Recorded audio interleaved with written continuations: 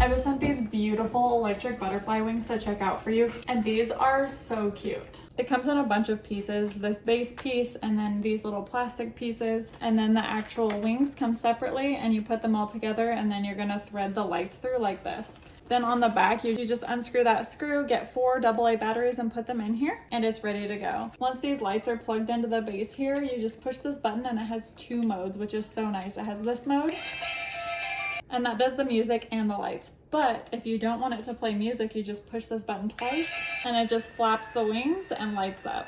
That is so cool to me because anybody with young kids know that we don't always want to hear those loud toys. But not only can you use this for your kiddos, you can also use it for your dog's Halloween costume, which is what I'm going to do today. But first, I'm going to turn the lights off in here and check this out in the dark.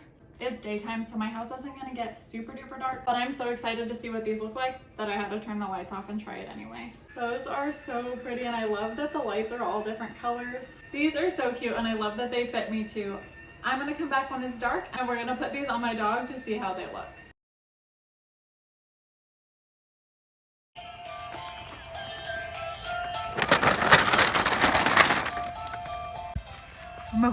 Good boy. Thanks for watching, and don't forget to subscribe.